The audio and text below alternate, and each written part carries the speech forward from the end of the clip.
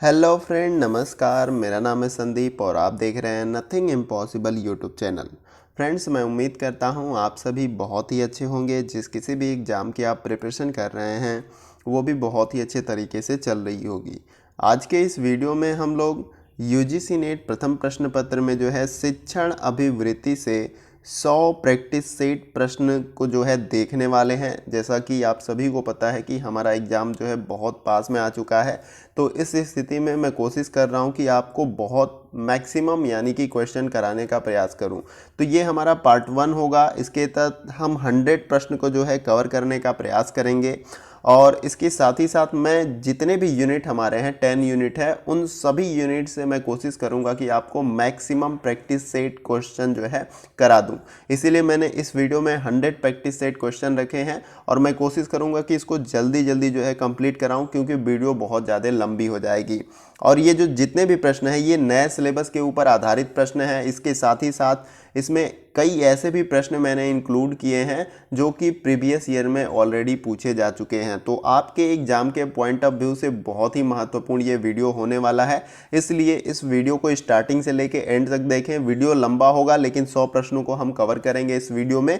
इसी प्रकार से 2 वीडियो और जो है शिक्षण अभिवृत्ति पर आप सभी को मिलेगी। तो आप जो है वीडियो को अच्छे से देखें और आने वाले जितने भी वीडियो हैं मेरे यूजीसी नेट के लिए उसको भी बहुत ही अच्छे तरीके से देखें। निश्चित रूप से आपको बहुत ज़्यादा मदद मिलने वाली है यहाँ से। तो आइए स्टार्ट करते हैं हम लोग वीडियो को। और ये एक क्रैश कोर्स है। जब तक एग्ज़ाम आपका हो नहीं जाता है तब तक मैं वीडियो इसी प्रकार की आपको प्रोवाइड करूँगा ताकि आपकी बहुत ज़्यादा हेल्प हो जाए। तो चलिए फ्रेंड, वीडियो को स्टार्ट करते हैं। तो चलिए फ्रेंड, क्वेश्चन नंबर 1 से स्टार्ट करते हैं। मैं क्वेश्चन को अच्छे तरीके से पढ़ूंगा और उसके बाद जो है सही आंसर बताने का प्रयास करूंगा। चारों विकल्पों को मैं नहीं पढ़ूंगा, इससे वीडियो बहुत लंबा हो जाएगा। जैसा कि मैंने आपको स्टार्टिंग में बताया कि इस वीडियो में हम 100 महत्वपूर्ण प्रश्नों को जो है कवर करने का प्रयास करेंगे, प्रैक्टिस सेट प्रश्नों को। इन सभी प्रश्नों में से आपके ये जो 5 प्रश्न बनने हैं बहुत आसानी के साथ कवर हो जाएंगे। इसलिए वीडियो को स्टार्टिंग से लेकर एंड तक देखें। तो क्वेश्चन नंबर 1 को देखते हैं। यहाँ पर क्वेश्चन नंबर 1 में दिया गया है कि निम्नलिखित में से कौन सा कक्षा शिक्षण का आधारभूत प्रतिमान है। इन चारों विकल्पों में से आप सभी को बताना है। तो इसका जो राइट आंसर हमारा हो जाएगा वो है आपका ऑप्शन नंबर सी। ए और बी दोनों सही हो जाएगा।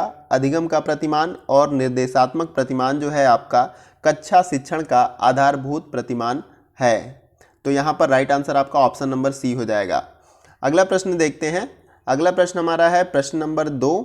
इस प्रश्न में पूछा जा रहा है कि यदि कोई व्यक्ति एक शिक्षक बनना चाहता है तो उसके लिए आधारभूत आवश्यकता क्या होगी। इन चारों विकल्पों में से आपको बताना है। एक बात मैं बता दूं कि अगर वीडियो लगे कि फास्ट है फ्रेंड तो वीडियो को पॉज करें और क्वेश्चन को अच्छे से देखें, फिर उसके ऑप्शन को भी अच्छे से देखें, फिर उसके बाद जो है अपना जवाब देने का प्रयास करें।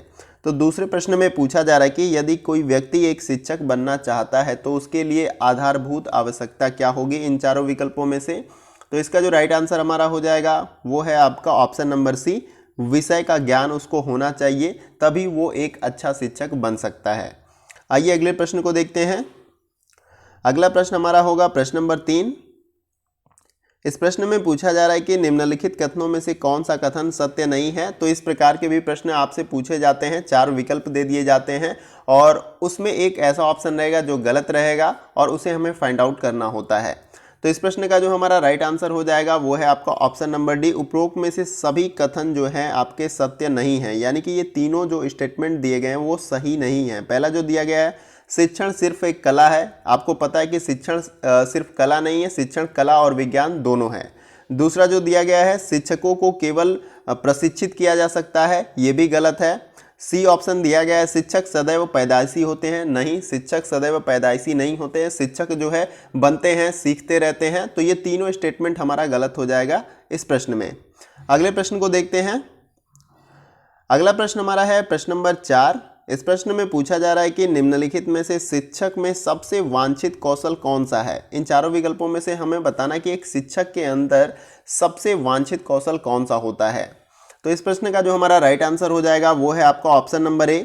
शिक्षक द्वारा कही गई बात का छात्र की समझ में आना जो है एक वांछित कौशल होता है शिक्षक का। तो इसको आप याद रखिएगा कि शिक्षक में सबसे वांछित कौशल कौन सा होता है। तो शिक्षक द्वारा कही बात छात्र के समझ में आना ही शिक्षक का एक वांछित कौशल होता है। अगर हम कुछ भी पढ़ाएं, अगर सामने वाले को समझ में नहीं आए तो वहाँ पे हमारी जो शिक्षण है वो पूरी तरह से निष्क्रिय है। आइए अगले प्रश्न को देखते हैं। अगला प्रश्न हमारा है प्रश्न नंबर 5 और ये मिलान वाला प्रश्न है। सूची 1 को सूची 2 के साथ सुमेलित करना है। सूची 1 में शिक्षण के स्तर के संबंध में कुछ महत्वपूर्ण सिद्धांत या संकल्पनाओं के बारे में दिया गया है और सूची 2 में जो है मुख्य प्रस्तावक के बारे में दिया गया है कि इन संकल्पनाओं को किसने दिया है। तो आइए इसको मैच कर लेते हैं। तो इस प्रश्न का जो हमारा राइट आंसर हो जाएगा वो है आपका पहला, जो मिलान करेगा हमारा वो पहले के साथ करेगा। स्मृति स्तर की जो संकल्पना है वो हर्बर्ट महोदय के द्वारा दी गई है। दूसरा जो आपका मैच करेगा वो दूसरे के साथ मैच करेगा। ग्रहण शक्ति की जो संकल्पना है वो मॉरिसन के द्वारा दिया गया था। और जो तीसरा हमारा मैच करेगा वो तीसरे के साथ मैच करेगा। विचारशील स्तर की जो संकल्पना है शिक्षण में वो हंट महोदय के द्वारा दिया गया है। तो इसको आप बहुत अच्छे तरीके से याद रखिएगा, बहुत ही महत्वपूर्ण प्रश्न होते हैं। आइए अगले प्रश्न को देखते हैं। तो इस प्रकार से जब हमने मैचिंग कर लिया है तो ये हमारा option number A right answer हो जाएगा इसके अकॉर्डिंग। अगले प्रश्न को देखते हैं। सभी प्रश्नों को हम कोशिश करेंगे कि वन लाइनर के रूप में कंप्लीट करें, क्योंकि वीडियो बहुत लंबा होगा, 100 प्रश्नों को हमें कवर करना है। छठे प्रश्न में दिया गया है कि निम्नलिखित में से कौन सा शिक्षण के विभिन्न स्तरों का सही क्रम है। इन चारों विकल्पों में से हमें बताना है कि शिक्षण के विभिन्न स्तरों का सही क्रम कौन सा है।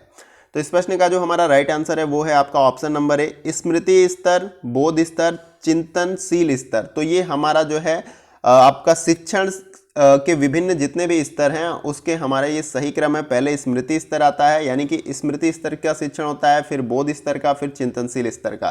तो ये क्रम हमारा राइट हो जाएगा, ऑप्शन ए राइट आंसर है। अगले प्रश्न को देखते हैं। अगला प्रश्न हमारा है प्रश्न नंबर 7। इस प्रश्न में पूछा जा रहा है कि निम्नलिखित में से कौन सा शिक्षण अधिगम प्रक्रिया में स्वतंत्र चर है। तो इन चारों विकल्पों में से हमें यह बताना है कि शिक्षण अधिगम प्रक्रिया में स्वतंत्र चर कौन सा है इन चारों विकल्पों में से। तो इसका जो राइट आंसर हमारा हो जाएगा वो है आपका ऑप्शन नंबर ए, शिक्षक जो है स्वतंत्र चर होता है, विद्यार्थी जो होता है आपका आश्रित चर होता है। इसके बारे में आपको याद रहना चाहिए, ये क्वेश्चन बार बार कई बार पूछा गया एग्जामों में। अगले प्रश्न को देखते हैं। अगला प्रश्न हमारा है प्रश्न नंबर 8। इस प्रश्न में पूछा जा रहा है कि निम्नलिखित में से कौन सी विधि प्रत्येक शिक्षक द्वारा प्रयोग करनी चाहिए। इन चारों विकल्पों में से हमें बताना है। तो इसका जो राइट आंसर हमारा हो जाएगा वो है आपका ऑप्शन नंबर ए, विश्लेषणात्मक और संश्लेषणात्मक। प्रश्न में पूछा गया है कि निम्नलिखित में से या चारों विकल्पों में से कौन सी विधि जो है प्रत्येक शिक्षक के द्वारा प्रयोग करनी चाहिए। तो विश्लेषणात्मक और संश्लेषणात्मक विधि जो है प्रयोग करनी चाहिए। अगले प्रश्न को देखते हैं। अगला प्रश्न हमारा है प्रश्न नंबर 9 और ये भी प्रश्न जो है मिलान वाला है। पहला सूची 1 के साथ जो है सूची 2 को मिलान करना है। सूची 1 में दिया गया है शिक्षण के सूत्र और सूची 2 में दिया गया है मुख्य प्रतिपादक, यानी कि इन शिक्षण के सूत्रों को किसने प्रतिपादित किया है। तो आइए इसको मैच कर लेते हैं। तो इसको आइए मैच कर लेते हैं। तो पहला जो हमारा इसमें मैच करेगा वो पहले के साथ मैच करेगा। संपूर्ण से अंश की ओर जो है गेस्टाल्ट मनोवैज्ञानिक की ओर जाना, यानी गेस्टाल्ट महोदय के द्वारा ये जो दिया गया था शिक्षण का सूत्र। फिर उसके बाद दूसरा जो मैच करेगा आपका स्व अध्ययन। तो ये जो हमारा मैच करेगा वो दूसरे के साथ मैच करेगा। स्व अध्ययन का जो सूत्र है वो डाल्टन महोदय के द्वारा दिया गया था। तीसरा जो मैच करेगा हमारा वो तीसरे के साथ मैच करेगा। भावना का प्रशिक्षण जो है ये जो सूत्र है वो मॉन्टेसरी और फ्रोएबल के द्वारा जो है दिया गया था। तो इस प्रकार से आप मैच कर लेंगे और नीचे जो कूट दिया होता है देख लेंगे कि इसके अकॉर्डिंग कौन सा कूट हमारा बन रहा है। तो यहाँ पर ऑप्शन ए हमारा राइट आंसर हो जाएगा इस कूट के अकॉर्डिंग। आइए अगले प्रश्न को देखते हैं। अगला प्रश्न हमारा है प्रश्न नंबर 10। इस प्रश्न में पूछा जा रहा है कि निम्नलिखित में से कौन सा कथन शिक्षण की प्रकृति को दर्शाता है। इन चारों विकल्पों में से बताना है। तो इसका जो राइट आंसर हमारा हो जाएगा वो है आपका ऑप्शन नंबर सी, यह विज्ञान एवं कला दोनों है। ये क्वेश्चन बहुत ही इंपॉर्टेंट है, कई बार आपसे एग्जाम में पूछे गए हैं। प्रीवियस ईयर का अगर क्वेश्चन पेपर आपने सॉल्व किया होगा तो आपको पता होगा कि ये क्वेश्चन कई बार पूछा गया है। याद रहना चाहिए आपको कि शिक्षण जो है कला एवं विज्ञान दोनों है। कला का मतलब कि हमारा स्किल कि किस प्रकार से हम विद्यार्थियों को पढ़ाते हैं। विज्ञान का मतलब कि जो हम आधुनिक चीज़ों का इस्तेमाल करते हैं शिक्षण को संपन्न करने में वो। तो यहाँ पर शिक्षण जो है कला एवं विज्ञान दोनों होता है। अगले प्रश्न को देखते हैं। अगला प्रश्न हमारा है प्रश्न नंबर 11। इसमें पूछा जा रहा है कि निम्नलिखित में से कौन सा क्रम शिक्षण के 3 स्तरों को दर्शाता है। इन चारों विकल्पों में से बताना है हमें। यहाँ पे दिया गया है शिक्षण स्तर के क्रम के बारे में दिया गया है, 3 स्तरों को दर्शाता है, हमें उसके बारे में बताना है। तो इसका जो राइट आंसर हमारा हो जाएगा वो है आपका ऑप्शन नंबर ए, पहला, दूसरा और आपका जो तीसरा है, ये जो है आपका शिक्षण के जो 3 स्तर हैं उसको दर्शाता है। पहला जो है शिक्षण का स्मृति स्तर, दूसरा जो है शिक्षण का बोध स्तर, फिर तीसरा जो है हमारा शिक्षण का चिंतनशील स्तर। तो पहले स्मृति स्तर का ज्ञान होता है बच्चों को, फिर वो बोध स्तर का ज्ञान उनको दिया जाता है, फिर शिक्षण का जो है चिंतनशील स्तर जो है आता है, उसके तहत उनको एजुकेशन दी जाती है। तो इसको याद रखना चाहिए, क्रम के बारे में पूछ लिया जाता है, स्मृति स्तर, बोध स्तर, फिर चिंतनशील स्तर। तो ये क्रम हमारा सही है शिक्षण के संबंध में। आइए अगले प्रश्न को देखते हैं। अगला प्रश्न हमारा है प्रश्न नंबर 12।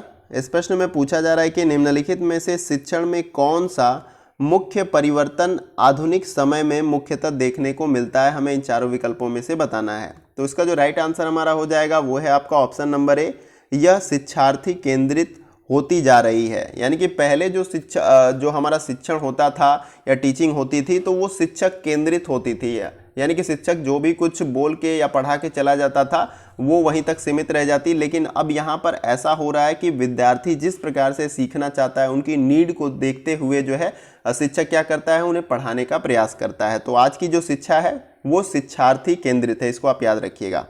अगला प्रश्न हमारा है प्रश्न नंबर 13। इसमें पूछा जा रहा है कि जब शिक्षार्थी आत्मनिर्देशित होता है तो ऐसी स्थिति को दर्शाने के लिए निम्न में से कौन से शब्द का प्रयोग किया जाता है, इन चारों विकल्पों में से बताना है। तो इसका जो राइट आंसर हमारा हो जाएगा वो है आपका ऑप्शन नंबर बी, अंडरगोगिकल। इसको याद रखिएगा कि जब शिक्षार्थी आत्मनिर्देशित होता है यानी खुद से निर्देश अपने आप को देता है, तो ऐसी स्थिति को दर्शाने के लिए निम्न में से कौन से शब्द का प्रयोग किया जाता है, तो अंडरगोगिकल शब्द का प्रयोग किया जाता है। इसको आप ध्यान से अपने दिमाग में बैठा लीजिएगा। अगले प्रश्न को आइए देखते हैं। सभी प्रश्न बहुत ही महत्वपूर्ण है आपके एग्जाम के पॉइंट ऑफ व्यू से, ये सभी प्रश्न बहुत ही इंपॉर्टेंट है। इसमें कई सारे ऐसे प्रश्न हैं जो प्रीवियस ईयर में ऑलरेडी पूछे जा चुके हैं। अगला प्रश्न हमारा है प्रश्न नंबर 14, उसको देखते हैं। प्रश्न नंबर 14 में पूछा जा रहा है कि निर्देशात्मक उद्देश्य छात्र के लिए लिखे जाते हैं जिसमें यह बताया जाता है कि छात्रों से क्या अपेक्षित है, निम्न में से कौन सा लक्षण ऐसे उद्देश्यों में होना चाहिए, इन चारों विकल्पों में से हमें बताना है। तो इस प्रश्न का जो हमारा राइट आंसर हो जाएगा वो है आपका ऑप्शन नंबर डी, उपरोक्त में से सभी। तो यहाँ पर पहला जो है आपका विशिष्ट, बी है नमूदार और सी है मापने योग्य। प्रश्न में यही पूछा गया कि निर्देशात्मक उद्देश्य छात्र के लिए लिखे जाते हैं जिसमें यह बताया जाता है कि छात्रों से क्या अपेक्षित है, तो निम्न में से कौन सा लक्षण ऐसे उद्देश्यों में होने चाहिए, तो विशिष्ट, नमूदार और मापने योग्य। तो इस प्रकार से ऑप्शन डी हमारा राइट आंसर हो जाएगा। अगले प्रश्न को देखते हैं। अगला प्रश्न हमारा है प्रश्न नंबर 15। इस प्रश्न में पूछा जा रहा है कि निम्नलिखित में से कौन सा कथन गतिशील शिक्षण वातावरण के संदर्भ में सही है, हमें बताना है इन चारों विकल्पों में से। तो इसका जो राइट आंसर हो जाएगा वो है आपका ऑप्शन नंबर बी, शिक्षक एक स्वतंत्र चर है और छात्र एक आश्रित चर है। ये हमारा राइट आंसर हो जाएगा इस प्रश्न का। प्रश्न में यही पूछा गया है कि इन चारों विकल्पों में से कौन सा कथन गतिशील शिक्षण वातावरण के संदर्भ में सही है, यानी कि आज की जो शिक्षण पद्धति या प्रणाली हमारी चल रही है, तो यहाँ पर बताया जा रहा है कि शिक्षक एक स्वतंत्र चर है और छात्र एक आश्रित चर है। तो ऑप्शन बी हमारा राइट आंसर है इस प्रश्न का। आइए अगले प्रश्न को देखते हैं। अगला प्रश्न हमारा है प्रश्न नंबर 16। इस प्रश्न में पूछा जा रहा है कि निम्नलिखित शिक्षण स्तर में से कौन सा स्तर कक्षा के पर्याप्त वातावरण के लिए खुला और स्वतंत्र होना आवश्यक है, इन चारों विकल्पों में से बताना है। तो इसका जो राइट आंसर हमारा हो जाएगा वो है आपका ऑप्शन नंबर सी, चिंतनशील स्तर। यहाँ प्रश्न में यही पूछा जा रहा है कि इन चारों विकल्पों में से शिक्षण स्तर में कौन सा स्तर कक्षा के पर्याप्त वातावरण के लिए खुला और स्वतंत्र होना आवश्यक है। तो अगर चिंतनशील स्तर की अगर शिक्षण हो रही है तो वहाँ पर जो है कक्षा का जो वातावरण है वो खुला और स्वतंत्र होना चाहिए, तभी विद्यार्थी अच्छे तरीके से सोच सकता है, किसी चीज़ पे चिंतन कर सकता है। आइए अगले प्रश्न को देखते हैं। अगला प्रश्न है प्रश्न नंबर 17। इसमें पूछा जा रहा है कि पाठ्यक्रम शब्द का क्या अर्थ है, इन चारों विकल्पों में से बताना है। तो इसका जो राइट आंसर हमारा हो जाएगा वो है आपका ऑप्शन नंबर बी, शैक्षणिक संस्थानों के द्वारा निर्धारित लक्ष्यों को प्राप्त करने हेतु सीखने और अन्य अनुभवों का आयोजन करना। तो यहाँ पर ऑप्शन बी राइट आंसर हो जाएगा। प्रश्न में यही पूछा गया कि पाठ्यक्रम शब्द का अर्थ क्या होता है। आप सभी को पता है कि आप कोई कोर्स करते हैं तो उसमें पाठ्यक्रम होता है आपके कोर्स से संबंधित, तो उसी का यहाँ पर अर्थ पूछा जा रहा है। तो ये जो है शैक्षणिक संस्थानों के द्वारा निर्धारित लक्ष्यों को प्राप्त करने हेतु सीखने और अन्य अनुभवों का आयोजन करना जो है पाठ्यक्रम शब्द का अर्थ होता है। आइए अगले प्रश्न को देखते हैं। अगला प्रश्न हमारा होगा प्रश्न नंबर 18। इस प्रश्न में पूछा जा रहा है कि संज्ञानात्मक ज्ञान क्षेत्र का वर्गीकरण निम्न में से किसके द्वारा प्रस्तुत किया गया था, इन चारों विकल्पों में से बताना है। तो इसका जो राइट आंसर हमारा है वो है आपका option number A, Benjamin S Bloom के द्वारा। प्रश्न में क्या पूछा गया, संज्ञानात्मक ज्ञान क्षेत्र का वर्गीकरण निम्न में से किसके द्वारा प्रस्तुत किया गया था, तो बेंजामिन एस ब्लूम के द्वारा जो है प्रस्तुत किया गया था। अगला प्रश्न है प्रश्न नंबर 19। इसमें पूछा जा रहा है कि निम्नलिखित में से कौन सा शब्द पहले से सीखी गई सामग्री का उपयोग करने को प्रतिबिंबित करता है, इन चारों विकल्पों में से हमें बताना है। तो इसका जो राइट आंसर हमारा हो जाएगा वो है आपका ऑप्शन नंबर बी, अनुप्रयोग। प्रश्न में यही पूछा गया कि इन चारों विकल्पों में से कौन सा शब्द पहले से सीखे गई सामग्री का उपयोग करने को प्रतिबिंबित करता है। अनुप्रयोग यानी कि किसी चीज़ का हमने प्रयोग किया है फिर से उसका प्रयोग करना जो है अनुप्रयोग कहलाता है। तो यहाँ पर ऑप्शन बी हमारा राइट आंसर हो जाएगा। अगले प्रश्न को देखते हैं। अगला प्रश्न हमारा है प्रश्न नंबर 20। इस प्रश्न में पूछा जा रहा है कि निम्नलिखित में से संज्ञानात्मक ज्ञान क्षेत्र का उच्चतम स्तर कौन सा है, इन चारों विकल्पों में से। तो इसका जो राइट आंसर हमारा हो जाएगा वो है आपका ऑप्शन नंबर डी, मूल्यांकन। प्रश्न में क्या पूछा गया है कि इन चारों विकल्पों में से संज्ञानात्मक ज्ञान क्षेत्र का उच्चतम स्तर कौन सा है, तो मूल्यांकन जो है इसका उच्चतम स्तर होता है। अगला जो प्रश्न हमारा है प्रश्न नंबर 21। इसमें पूछा जा रहा है कि निम्नलिखित में से कौन सा विकल्प सत्तावादी स्तर पर शिक्षण को दर्शाता है, इन चारों विकल्पों में से आप सभी को बताना है। तो इसका जो राइट आंसर हमारा हो जाएगा शिक्षक केंद्रित जो है सत्तावादी स्तर पर शिक्षण को दर्शाता है। यानी कि शिक्षक केंद्रित का मतलब कि शिक्षक कुछ भी पढ़ा के चला गया हो, बच्चे को समझ में आए या ना आए, उससे शिक्षक को कोई लेना देना नहीं है। लेकिन आज की जो शिक्षण प्रणाली हमारी है वो शिक्षार्थी केंद्रित है। यहाँ पे बच्चा किस तरह से सीखना चाहता है, उसकी नीड क्या है, उसके अकॉर्डिंग जो है टीचर उसे पढ़ाने का प्रयास करता है। तो आपको याद रहना चाहिए कि आधुनिक शिक्षा प्रणाली किस प्रकार की है, तो शिक्षार्थी केंद्रित है। और पहले की जो शिक्षा प्रणाली कैसे थी, वो शिक्षक केंद्रित होती है।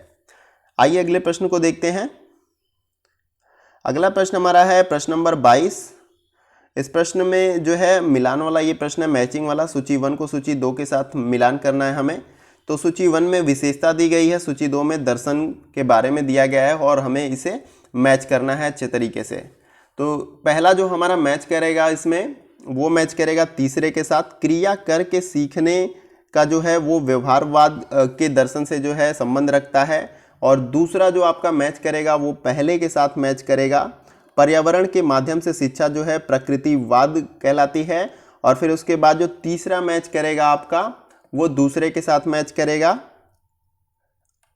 सत्य और सौंदर्य और भलाई की अनुभूति जो है आदर्शवाद के अंतर्गत जो है किया जाता है। फिर उसके बाद आपका जो चौथा है वो मैच करेगा किसके साथ, चौथे के साथ आपका मैच करेगा। यानी कि यह दुनिया जिस रूप में अब है और यहाँ है, ये यथार्थवाद के अंतर्गत जो है इसका दर्शन किया जाता है। तो यहाँ पर एक तरफ विशेषता दी गई थी और एक तरफ दर्शन, यानी कि इनके द्वारा किस चीज़ का दर्शन किया जाता है, तो इसके बारे में यहाँ पे ये पूछा गया था प्रश्न। तो इसी प्रकार से आप मैच कर लेंगे और नीचे कूट दिया होता है। और जिस प्रकार से आपने मैच किया है आप चेक करेंगे कि कूट में कौन सा ऑप्शन हमारा सही है। तो इसका जो राइट आंसर हमारा था, जिस प्रकार से हमने कूट का मैच किया इसको, तो वो बी ऑप्शन हमारा राइट आंसर हो जाएगा इस प्रश्न का। आइए अगले प्रश्न को देखते हैं। अगला प्रश्न हमारा है प्रश्न नंबर 23। इसको देखते हैं। इसमें पूछा जा रहा है कि बौद्धिक कौशल किस ज्ञान क्षेत्र के द्वारा प्रतिबिंबित होते हैं, इन चारों विकल्पों में से बताना है। तो इसका जो राइट आंसर हमारा हो जाएगा वो है आपका ऑप्शन नंबर ए, संज्ञानात्मक ज्ञान क्षेत्र। प्रश्न में पूछा गया था कि बौद्धिक कौशल किस ज्ञान क्षेत्र के द्वारा प्रतिबिंबित होता है, तो संज्ञानात्मक ज्ञान क्षेत्र के द्वारा जो है यह प्रतिबिंबित होता है। अगला जो प्रश्न है प्रश्न नंबर 24। इसमें पूछा जा रहा है कि निम्नलिखित में से किसके द्वारा दृष्टिकोण, मूल्यों और हितों को प्रतिबिंबित किया जाता है, इन चारों विकल्पों में से बताना है। तो इसका जो राइट आंसर हमारा हो जाएगा ऑप्शन नंबर बी, भावात्मक ज्ञान क्षेत्र। प्रश्न में यही पूछा गया कि इन चारों विकल्पों में से किसके द्वारा जो है दृष्टिकोण और मूल्यों और हितों को प्रतिबिंबित किया जाता है, तो भावनात्मक ज्ञान क्षेत्र के द्वारा जो है इसको प्रतिबिंबित किया जाता है। अगले प्रश्न को देखते हैं। अगला प्रश्न हमारा है प्रश्न नंबर 25।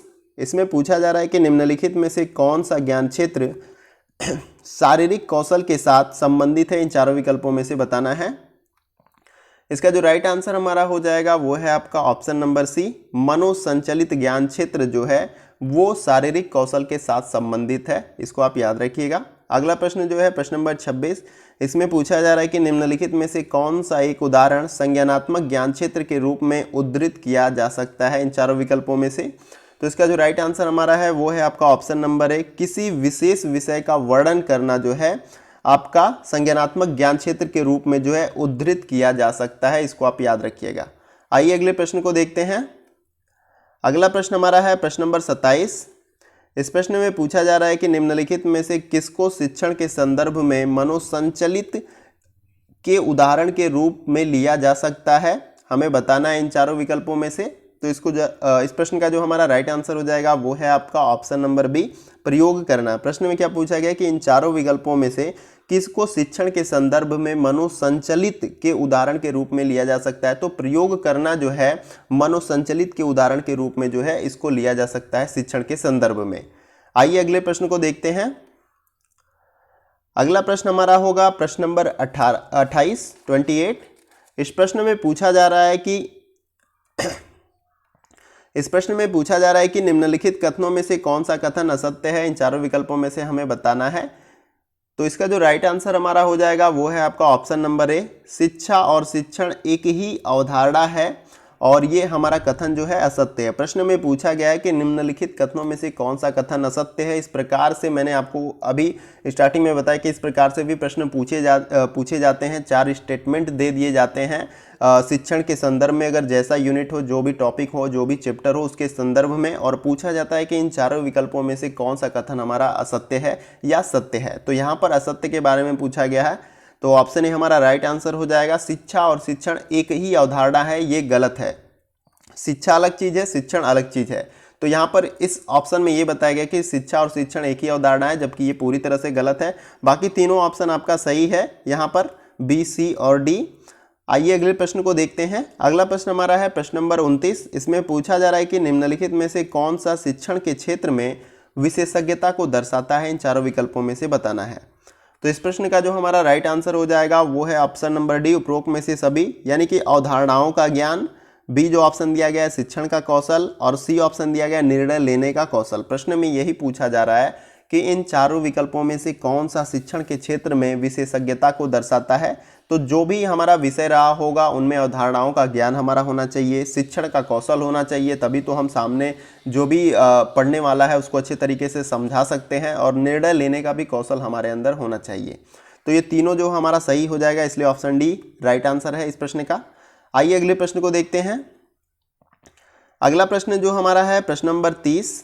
इस प्रश्न में पूछा जा रहा है कि निम्नलिखित में से किस प्रकार का व्यक्तित्व शिक्षण के दृष्टिकोण से सबसे अधिक अनुपयुक्त है, इन चारों विकल्पों में से बताना है।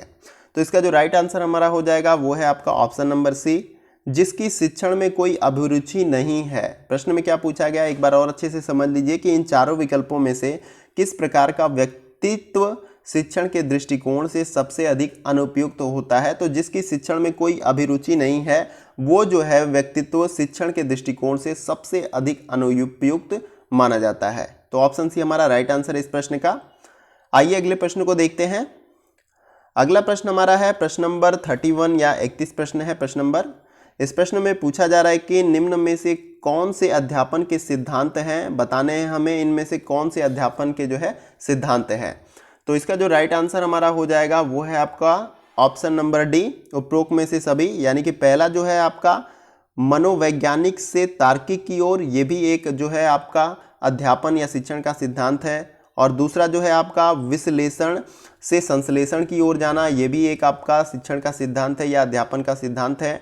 और फिर जो है आपका तीसरा जो है मूर्त से अमूर्त की ओर, ये भी जो है आपका अध्यापन का सिद्धांत है। और चौथा यहाँ पर दिया गया प्राकृतिक का पालन करना। तो ये जितने भी आपके इसमें ऑप्शन दिए गए हैं ये सभी जो है अध्यापन के जो है सिद्धांत हैं। इसको आप याद रख लीजिएगा, क्योंकि सिद्धांत से भी बहुत सारे प्रश्न पूछ लिए जाते हैं इसमें, तो इसके बारे में आपको याद रहना चाहिए।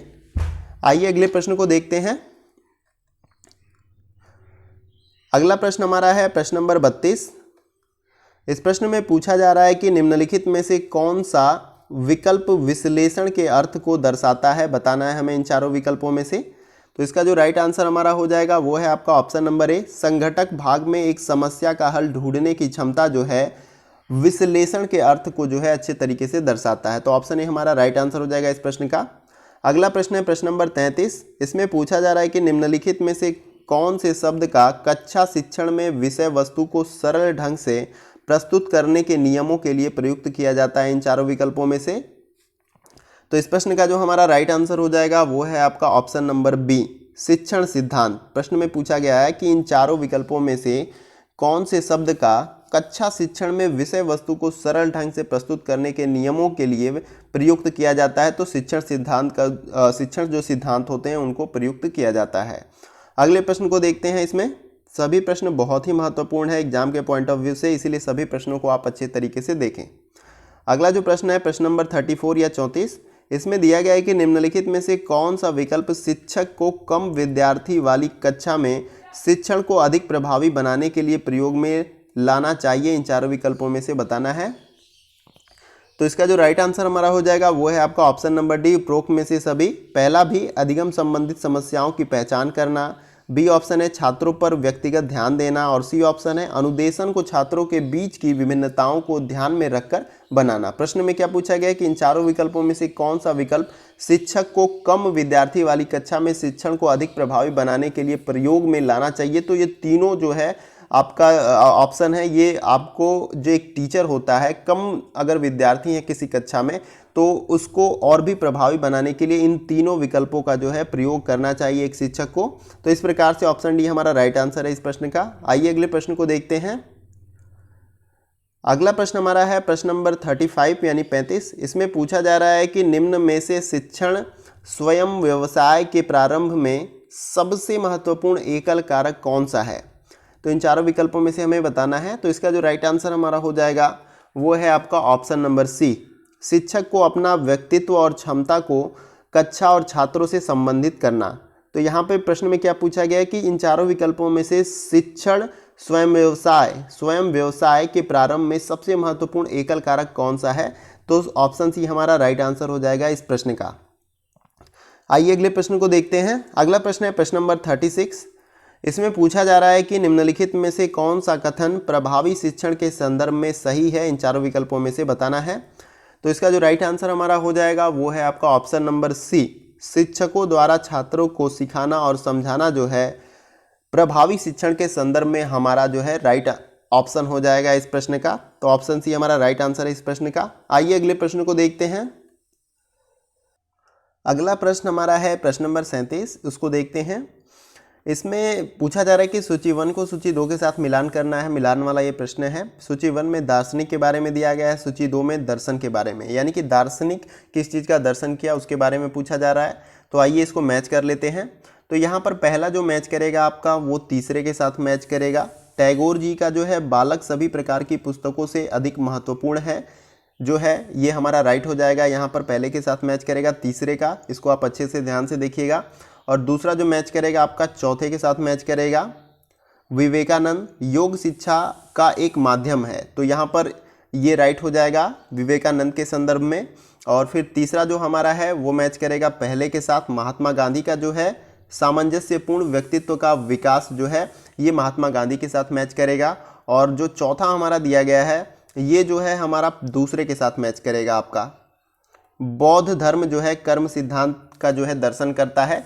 तो एक तरफ आप देख सकते हैं कि जो दार्शनिक है उनके बारे में दिया गया है और ये दार्शनिक किस चीज़ का दर्शन करते हैं उसके बारे में दूसरी तरफ दिया गया है। तो इस प्रकार से हमें मैच कर लेना है और नीचे देखना है कि कौन सा कूट हमारा जो मैचिंग है उसके अकॉर्डिंग सही है। तो इसका जो राइट आंसर हो जाएगा वो है आपका ऑप्शन नंबर सी।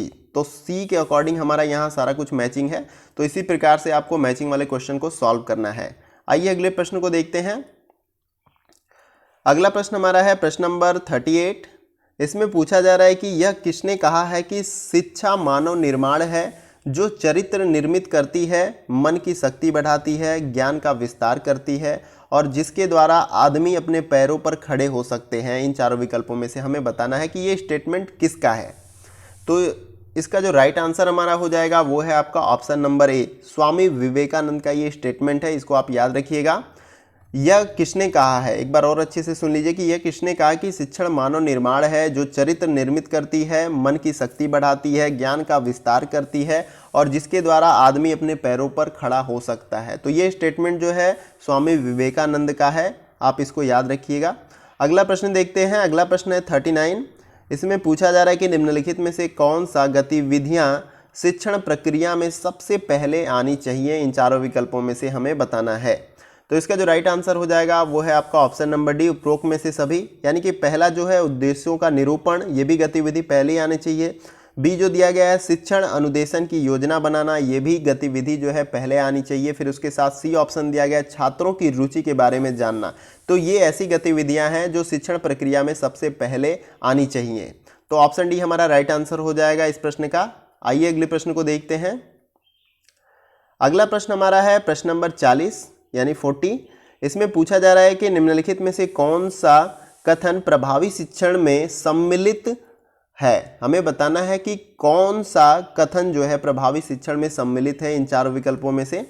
तो इसका जो राइट आंसर हो जाएगा वो है आपका ऑप्शन नंबर सी, शिक्षक और छात्र दोनों सक्रिय हैं। तो ये जो कथन हमारा है वो राइट हो जाएगा इस प्रश्न के संदर्भ में। प्रश्न में यही पूछा गया है कि इन चारों विकल्पों में से कौन सा कथन जो है प्रभावी शिक्षण में सम्मिलित है। तो प्रभावी शिक्षण में सम्मिलित उसी को किया जा सकता है जिसमें दोनों तरफ के जो लोग हैं वो सक्रिय हों। जैसे शिक्षक और छात्र दोनों सक्रिय होंगे तभी उसको हम प्रभावी शिक्षण के अंतर्गत जो है सम्मिलित कर सकते हैं। तो ऑप्शन सी हमारा राइट आंसर हो जाएगा इस प्रश्न का। आइए अगले प्रश्न को देखते हैं। अगला प्रश्न हमारा है प्रश्न नंबर 41। इसमें पूछा जा रहा है कि निम्नलिखित में से कौन सा शिक्षण का सर्वाधिक अपेक्षित उद्देश्य होता है, इन चारों विकल्पों में से हमें बताना है। तो इसका जो राइट आंसर हमारा हो जाएगा वो है आपका ऑप्शन नंबर ए, छात्रों के व्यवहार में वांछनीय परिवर्तन जो है शिक्षण का सर्वाधिक अपेक्षित उद्देश्य होता है।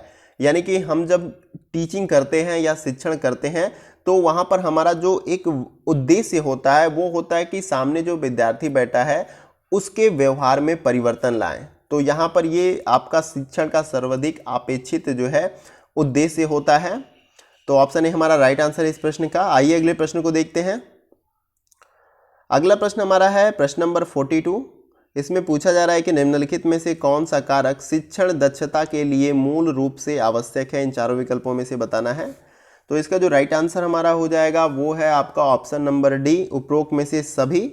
यानी कि पहला जो है शिक्षण कौशल में नैपुण्य, और बी जो ऑप्शन दिया गया है शिक्षण की विभिन्न तकनीकों के प्रयोग में नैपुण्य, और सी ऑप्शन दिया गया है शिक्षण में उचित साधनों के उपयोग और प्रौद्योगिकी में नैपुण्य। नैपुण्य का मतलब निपुण समझ लीजिए, यहाँ पे शब्द में थोड़ा सा हेरफेर दे दिया जाता है, लेकिन यहाँ पे नैपुण्य नहीं निपुण होगा। यानी शिक्षण के कौशल में भी निपुण होना चाहिए, शिक्षण के विभिन्न तकनीकों के जो प्रयोग होते हैं उसमें भी उसको निपुण होना चाहिए। इसके साथ ही साथ शिक्षण में उचित संसाधनों के उपयोग और प्रौद्योगिकी में भी निपुण वह होना चाहिए। प्रश्न में यही पूछा गया कि इन चारों विकल्पों में से कौन सा कारक शिक्षण दक्षता के लिए मूल रूप से आवश्यक है। तो ये तीनों आवश्यक है। ऑप्शन डी हमारा राइट आंसर हो जाएगा।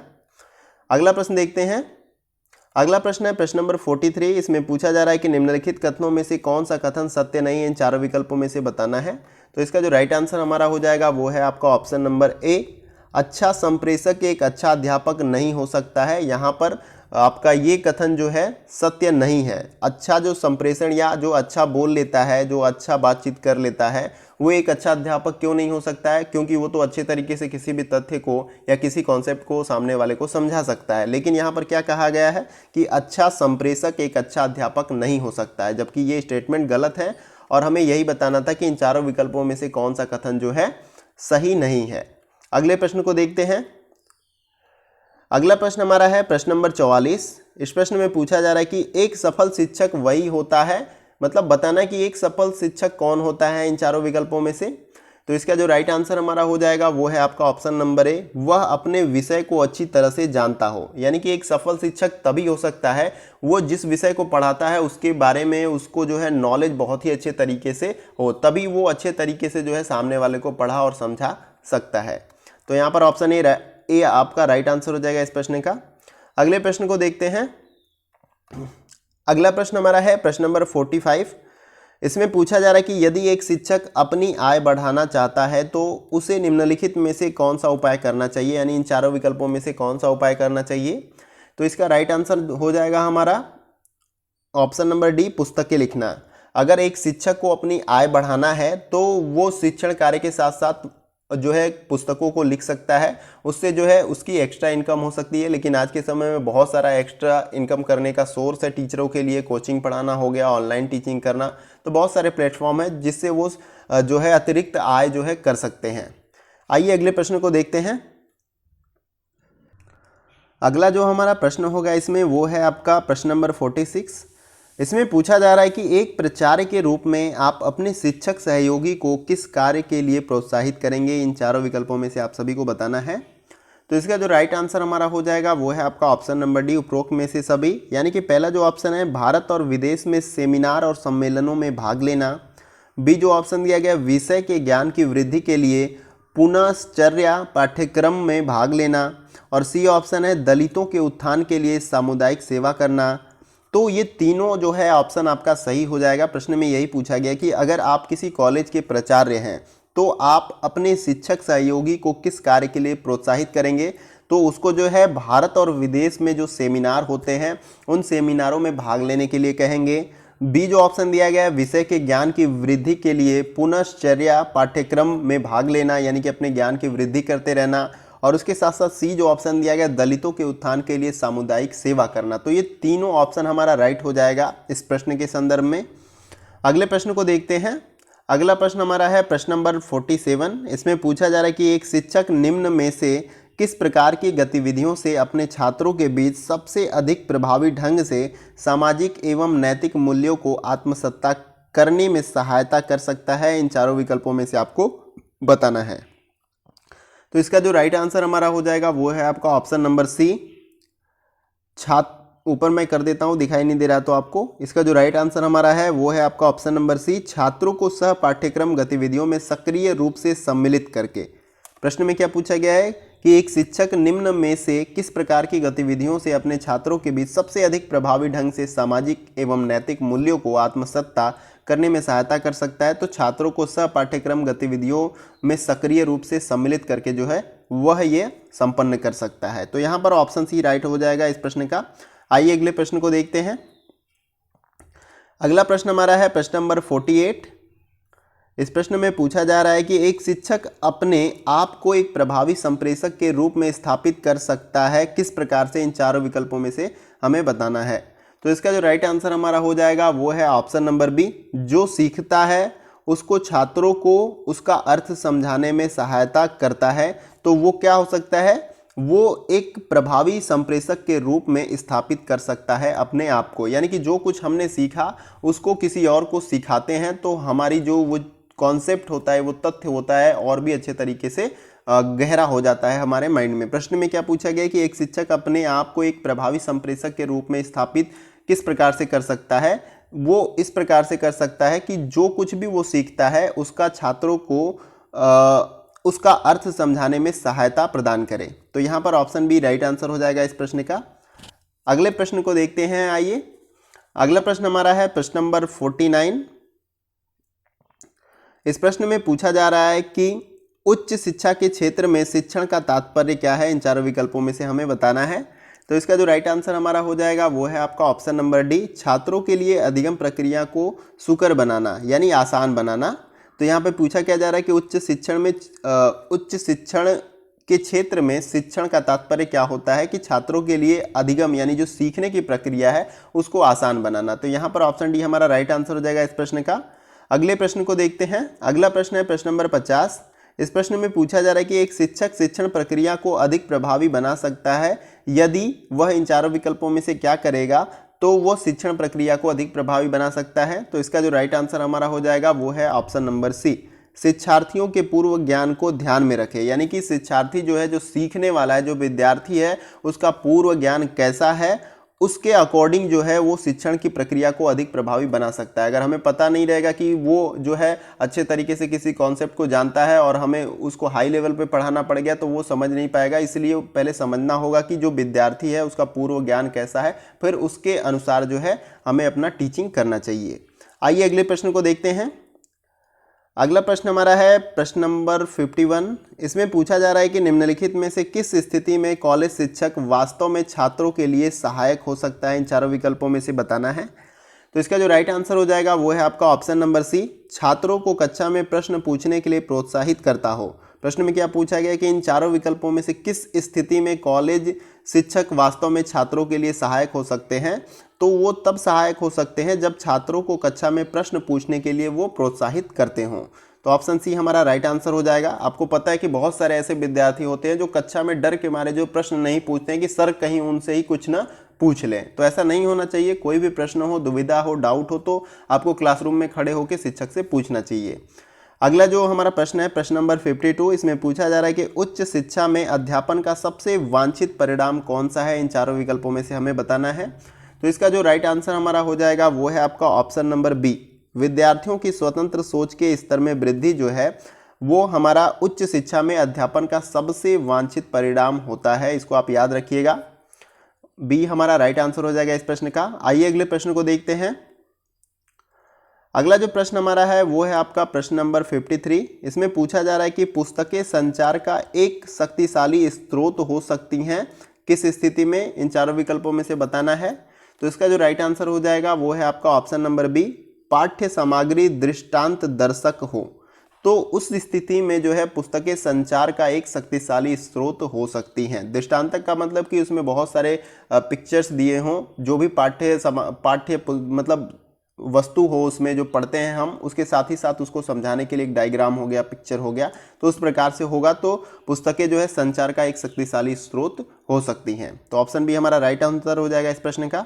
अगला प्रश्न देखते हैं। अगला प्रश्न है प्रश्न नंबर 54। इसमें पूछा जा रहा है कि निम्नलिखित में से कौन सा परिणाम प्रभावी शिक्षण को सबसे सही प्रकार से प्रतिबिंबित करता है, इन चारों विकल्पों में से हमें बताना है। तो इसका जो राइट आंसर हो जाएगा वो है आपका ऑप्शन नंबर सी, छात्रों द्वारा पूछे गए सार्थक प्रश्न जो हैं वो परिणाम प्रभावी शिक्षण को सबसे सही प्रकार से प्रतिबिंबित करते हैं। तो ऑप्शन सी हमारा राइट आंसर है इस प्रश्न का। आइए अगले प्रश्न को देखते हैं। अगला जो प्रश्न हमारा है प्रश्न नंबर 55 है। इसमें पूछा जा रहा है कि निम्नलिखित में से कक्षा शिक्षण का सबसे महत्वपूर्ण उद्देश्य कौन सा है, इन चारों विकल्पों में से बताना है आप सभी को। तो इसका जो राइट आंसर हो जाएगा वो है आपका ऑप्शन नंबर बी, जिज्ञासु मन को विकसित करना जो है आपका कक्षा शिक्षण का सबसे महत्वपूर्ण उद्देश्य होता है आपको। क्योंकि कोई भी विद्यार्थी अगर किसी तथ्य को लेकर या किसी कॉन्सेप्ट या किसी प्रश्न को लेकर अगर वो जिज्ञासु है तो वो आपका जो है महत्वपूर्ण उद्देश्य होता है शिक्षण का सबसे। अगर आप पढ़ा रहे हैं वो किसी चीज़ को लेकर जिज्ञासु नहीं है तो फिर आपका कोई मतलब नहीं है टीचिंग का। तो यहाँ पर आपको याद रखना चाहिए कि कक्षा शिक्षण का सबसे महत्वपूर्ण उद्देश्य जो है जिज्ञासु मन को विकसित करना, यानी कि बच्चों के अंदर प्रश्न पूछने की कैपेबिलिटी को डेवलप करना। तो यहाँ पर ऑप्शन बी हमारा राइट आंसर हो जाएगा इस प्रश्न का। अगला प्रश्न हमारा है प्रश्न नंबर 56। इसको भी देखते हैं। इसमें पूछा जा रहा है कि छात्र उन शिक्षकों को अपेक्षाकृत अधिक पसंद करते हैं। तो यहाँ पूछा जा रहा है कि इन चारों विकल्पों में से छात्र किस प्रकार के शिक्षकों को ज़्यादा पसंद करते हैं। तो इसका जो राइट आंसर हो जाएगा वो है आपका ऑप्शन नंबर सी, विषय से संबंधित छात्रों की समस्याओं का समाधान। यानी कि जिस विषय से संबंधित शिक्षक है उस विषय से अगर कोई समस्या विद्यार्थी को होती है तो अगर उसका वो समाधान करते हैं तो उस स्थिति में जो विद्यार्थी होते हैं उस प्रकार के शिक्षक को वो पसंद करते हैं। तो इसको आप याद रखिएगा। अगले प्रश्न को देखते हैं। अगला प्रश्न हमारा है प्रश्न नंबर 57। इसमें पूछा जा रहा है कि निम्नलिखित में से शिक्षण का मुख्य उद्देश्य कौन सा है, इन चारों विकल्पों में से। तो इसका जो राइट आंसर हो जाएगा वो है आपका ऑप्शन नंबर डी, छात्रों की सोच शक्ति को विकसित करना जो है शिक्षण का मुख्य उद्देश्य होता है। यानी कि हम ज्ञान क्यों देते हैं सामने वाले विद्यार्थी को, क्योंकि उसकी सोच की शक्ति जो है विकसित हो सके, वो समाज को समझ सके, अपने आसपास होने वाली घटनाओं को अच्छे तरीके से समझ सके। तो यहाँ पर शिक्षण का जो मुख्य उद्देश्य होता है वो छात्रों की सोच शक्ति को विकसित करना होता है। अगला प्रश्न देखते हैं। अगला प्रश्न हमारा दिया गया है प्रश्न नंबर 58। इसमें पूछा जा रहा है कि उच्च शिक्षा में एक शिक्षक की क्या भूमिका होती है, हमें बताना है। उच्च शिक्षा में एक शिक्षक की क्या भूमिका होती है, उसके संदर्भ में कुछ स्टेटमेंट दिए गए हैं और हमें बताना है कि इसमें कौन कौन से स्टेटमेंट जो है सही है। तो इस प्रश्न का जो हमारा राइट आंसर हो जाएगा वो है आपका ऑप्शन नंबर सी, पहला आपका सही हो जाएगा और आपका तीसरा सही होगा फिर और चौथा सही होगा। छात्रों को जानकारी प्रदान करना, फिर उसके बाद जो है छात्रों को स्वयं सीखने के लिए प्रेरित करना, और उसके बाद छात्रों के बीच प्रतिस्पर्धा को प्रोत्साहित करना जो है आपका उच्च शिक्षा में एक शिक्षक की भूमिका होती है। तो यहाँ पर तीनों सही हो जाएगा, पहला, तीसरा और चौथा। ऑप्शन सी राइट आंसर है, आपको याद रखना है। शिक्षण अभिवृत्ति जो हमारा यूनिट है ये, इसमें बहुत सारे ऐसे प्रश्न हैं जहां पर आप अपने लॉजिक को लगा के आपने जो कुछ भी अब तक सीखा है उन प्रश्नों को आप सॉल्व कर सकते हैं। एक दो प्रश्न वैसे आ जाते हैं कि आपको लॉजिकली उसको सॉल्व करना पड़ता है, आपने जो कुछ भी सीखा है आज के हिसाब से। आइए अगले प्रश्न को देखते हैं। अगला प्रश्न जो हमारा है वो है आपका प्रश्न नंबर 59। इसमें पूछा जा रहा है कि एक प्रभावी शिक्षक सुनिश्चित क्या करता है, इन चारों विकल्पों में से बताना है। तो इसका जो राइट आंसर हो जाएगा वो है आपका ऑप्शन नंबर डी, स्थिति की मांग के अनुरूप कक्षा में प्रतियोगिता या परस्पर सहयोग की भावना उत्पन्न करना जो है एक प्रभावी शिक्षक सुनिश्चित करता है। यानी कि स्थिति की क्या मांग है, इस समय किस प्रकार से बच्चे सीखना चाह रहे हैं, क्या चल रहा है, कैसे कोर्सेज हैं, तो स्थिति की जिस प्रकार से मांग होगी उसी के अनुरूप कक्षा में वो प्रतियोगिता या परस्पर सहयोग की भावना को उत्पन्न करना जो है एक शिक्षक जो है सुनिश्चित करता है। तो यहाँ पर ऑप्शन डी आपका राइट आंसर हो जाएगा इस प्रश्न का। अगला प्रश्न हमारा है प्रश्न नंबर 60। इसमें पूछा जा रहा है कि एक नए शिक्षक के लिए सबसे कठिन कार्य अपनी प्राथमिकताएं स्थापित करना होता है। प्रायः वह निम्नलिखित में से किस से अपनी कक्षा का आरंभ करना चाहेगा। यहाँ चारों विकल्पों में से बताना है आप सभी को। तो इसका जो राइट आंसर हमारा हो जाएगा वो है आपका ऑप्शन नंबर बी, छात्रों के साथ तालमेल स्थापित करके। अगर आप एक नए शिक्षक हैं, कॉलेज में जा रहे हैं, कक्षा में पढ़ाने के लिए जा रहे हैं, तो उस स्थिति में आपको क्या करना चाहिए, तो आपको यही पूछा जा रहा है यहाँ पर। तो उस स्थिति में आपको छात्रों के साथ तालमेल स्थापित करना चाहिए, इंट्रोडक्शन करना चाहिए, बच्चों के बारे में पूछना चाहिए, अपने बारे में बताना चाहिए। तो इस प्रकार से आप तालमेल उनके साथ बना सकते हैं अगर आप एक नए अध्यापक हैं, और उसके बाद धीरे धीरे आप अपने विषय को जो है पढ़ाना स्टार्ट कर सकते हैं। आइए अगले प्रश्न को देखते हैं। अगला प्रश्न हमारा है प्रश्न नंबर 61। इसमें पूछा जा रहा है कि एक शिक्षक निम्नलिखित में से किस प्रकार की कार्यशैली को अपनाकर छात्रों के साथ घनिष्ठता जो है स्थापित कर सकता है, इन चारों विकल्पों में से बताना है। तो इसका जो राइट आंसर हमारा हो जाएगा वो है आपका ऑप्शन नंबर ए, एक मार्गदर्शक की भूमिका निभाकर सहायता करने के लिए इच्छुक होना जो है एक शिक्षक जो है। इन चारों विकल्पों में से क्या पूछा गया है, प्रश्न को एक बार और ध्यान से समझ लीजिए कि एक शिक्षक निम्नलिखित में से किस प्रकार की कार्यशैली को अपनाकर जो है छात्रों के साथ घनिष्ठता जो है स्थापित कर सकता है। तो वह एक मार्गदर्शक की भूमिका निभाकर सहायता करने के लिए इच्छुक होगा, तो वो छात्रों के बीच में जो है घनिष्ठता स्थापित कर सकता है अपने और छात्रों के बीच में। ऑप्शन ए हमारा राइट आंसर हो जाएगा इस प्रश्न का। अगला प्रश्न है प्रश्न नंबर 62। इसमें पूछा जा रहा है कि निम्नलिखित में से शिक्षण की गुणवत्ता का आकलन करने के लिए सबसे उपयुक्त विधि कौन सी है, इन चारों विकल्पों में से हमें बताना है। तो इसका जो राइट आंसर हमारा हो जाएगा वो है आपका ऑप्शन नंबर सी, कक्षा में छात्रों की पारस्परिक विचार विमर्श की गुणवत्ता की जांच। प्रश्न में क्या पूछा गया कि इन चारों विकल्पों में से शिक्षण की गुणवत्ता का आकलन करने के लिए सबसे उपयुक्त विधि कौन सा है। तो कक्षा में छात्रों की पारस्परिक विचार विमर्श की गुणवत्ता की जांच करना जो है शिक्षण की गुणवत्ता का आकलन करने के लिए सबसे उपयुक्त विधि मानी जाती है। आइए अगले प्रश्न को देखते हैं। अगला प्रश्न हमारा है प्रश्न नंबर 63। इसमें पूछा जा रहा है कि निम्नलिखित में से अधिगम के मार्गदर्शन में शिक्षक की भूमिका का न्यूनतम महत्वपूर्ण पहलू क्या है, इन चारों विकल्पों में से बताना है। तो इसका जो राइट आंसर हमारा हो जाएगा वो है आपका ऑप्शन नंबर ए, निजी जीवन में आने वाली बाधाओं को नियंत्रित करने के अंतर्दृष्टि का विकास करना जो है आपका अधिगम के मार्गदर्शन में शिक्षक की भूमिका का न्यूनतम महत्वपूर्ण पहलू होता है। इसको आप याद रखिएगा, ऑप्शन ए हमारा राइट आंसर इस प्रश्न का। अगला प्रश्न देखते हैं। अगला प्रश्न हमारा है प्रश्न नंबर 64। इसमें पूछा जा रहा है कि निम्नलिखित में से उच्च शिक्षा में शिक्षक की कौन सी मुख्य भूमिका नहीं होनी चाहिए, इन चारों विकल्पों में से हमें बताना है। तो इसका जो राइट आंसर हमारा हो जाएगा वो है आपका ऑप्शन नंबर डी, छात्रों को अपनी निजी समस्या हल करने में सहायता करना। प्रश्न में क्या पूछा गया कि इन चारों विकल्पों में से उच्च शिक्षा में शिक्षक की कौन सी मुख्य भूमिका नहीं होनी चाहिए। तो छात्रों को अपनी निजी समस्या हल करने में सहायता करना। तो यहाँ पर ऑप्शन डी हमारा राइट आंसर हो जाएगा इस प्रश्न का।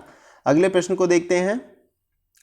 अगला प्रश्न हमारा है प्रश्न नंबर 65। इसमें पूछा जा रहा है कि निम्नलिखित गतिविधियों को कक्षा संचार के तार्किक क्रम में क्रमबद्ध कीजिए तो यहाँ पर हमें इन चारों विकल्पों में से जो है या 4 ऑप्शन जो दिए गए हैं, तो यहाँ पूछा जा रहा है कि निम्नलिखित गतिविधियों को कक्षा संचार के तार्किक क्रम में जो है क्रमबद्ध तरीके से जो है हमें व्यवस्थित करना है।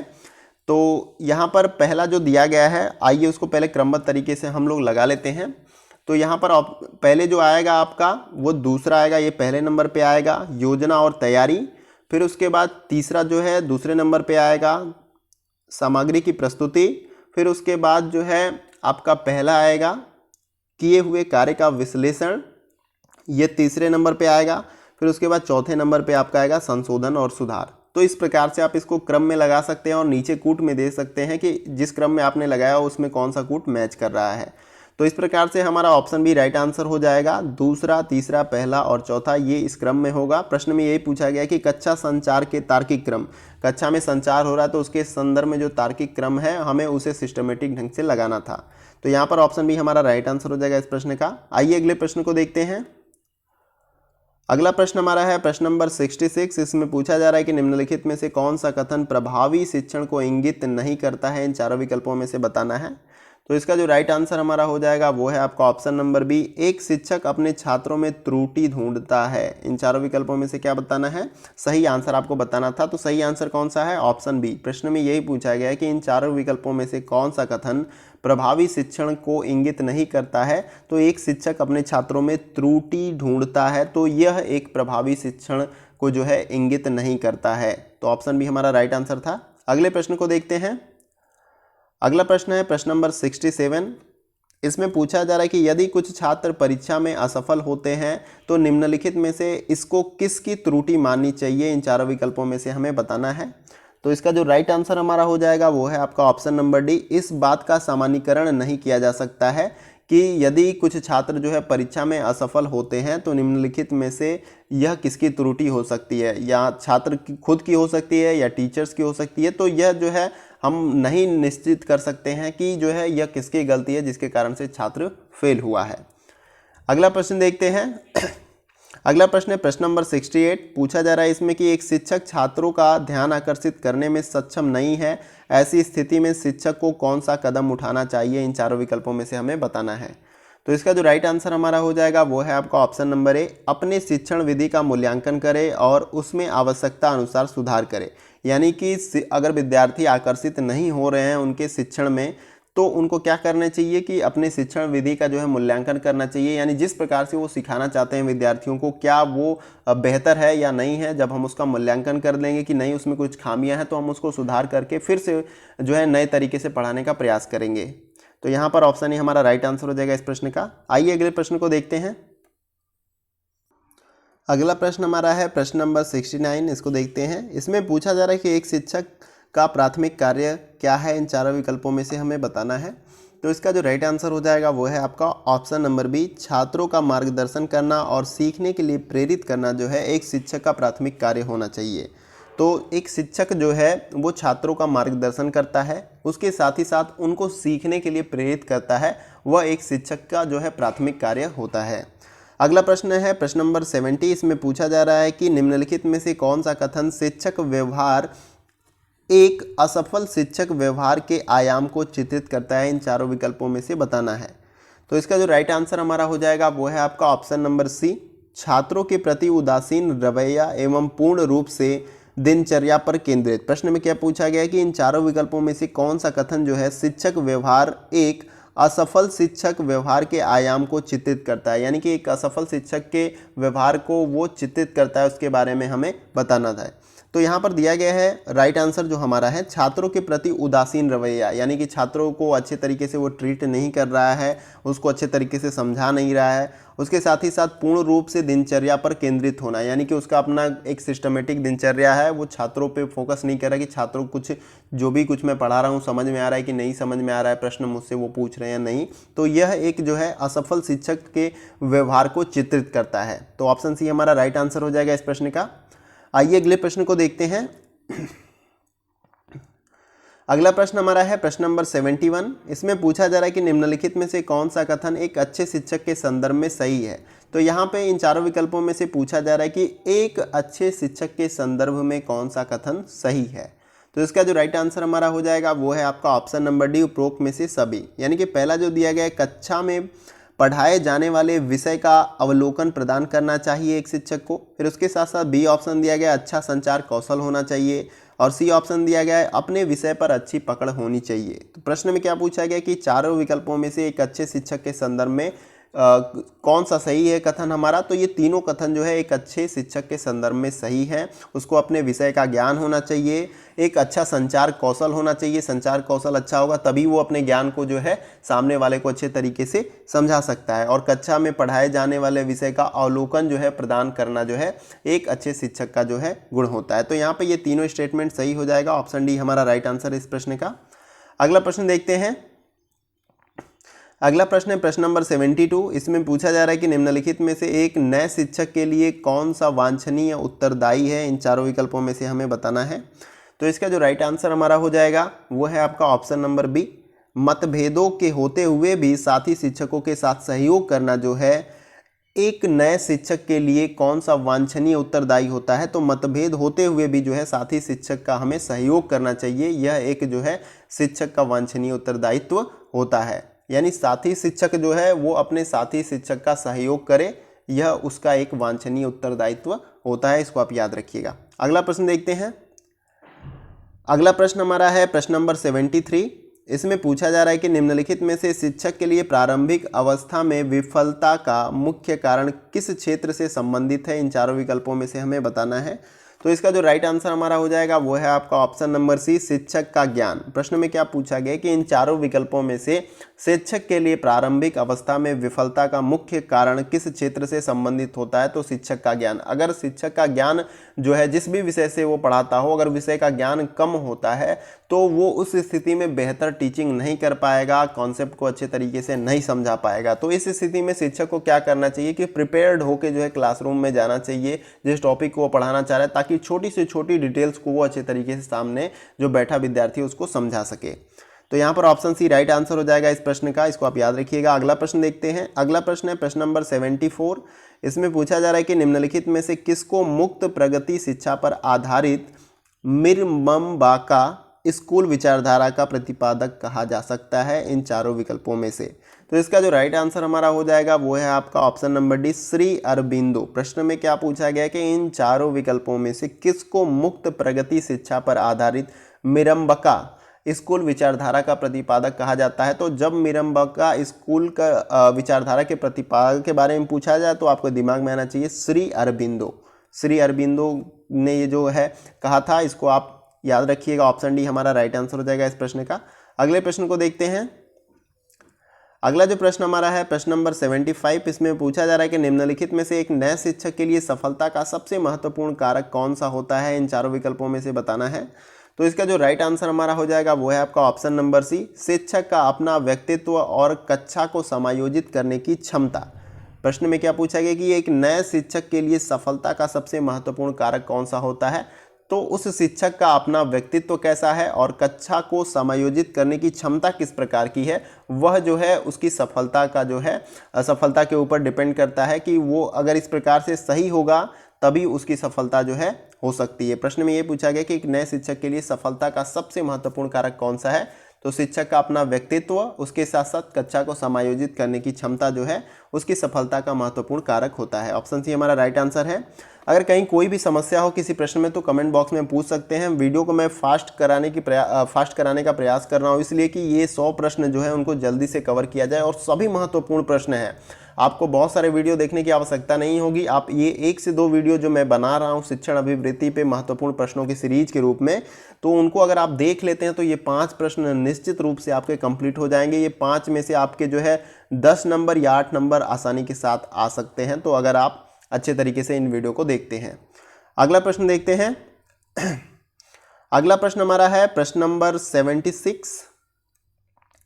इसमें पूछा जा रहा है कि निम्नलिखित में से उच्च शिक्षण संस्थान में कार्यरत शिक्षक के लिए खाली समय में करने के लिए सबसे अच्छा विकल्प कौन सा है। अगर आप एक शिक्षक हैं, अब कॉलेज में हैं, अगर आपके पास खाली टाइम पीरियड है तो आप उस स्थिति में क्या कर सकते हैं, इन चारों विकल्पों में से हमें ये बताना है। तो इसका जो राइट आंसर हमारा है वो है आपका ऑप्शन नंबर डी, अनुसंधान करना। यानी किसी चीज़ों का रिसर्च करना है जो अपने खाली टाइम में वो कर सकते हैं। अगर आपका कोई टाइम पीरियड खाली है, क्लास नहीं ले रहे हैं, तो उस स्थिति में आप रिसर्च कर सकते हैं किसी भी विषय से संबंधित या अपने ही विषय से संबंधित रिसर्च खोजबीन कर सकते हैं किसी तथ्य पर। आइए अगले प्रश्न को देखते हैं। अगला जो हमारा प्रश्न है वो है आपका प्रश्न नंबर 77।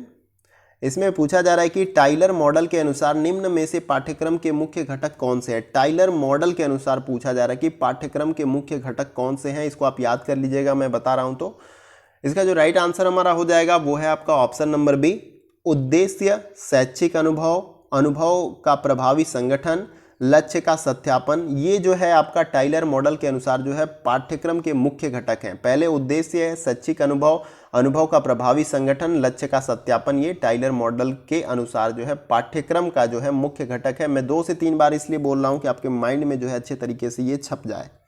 अगले प्रश्न को देखते हैं।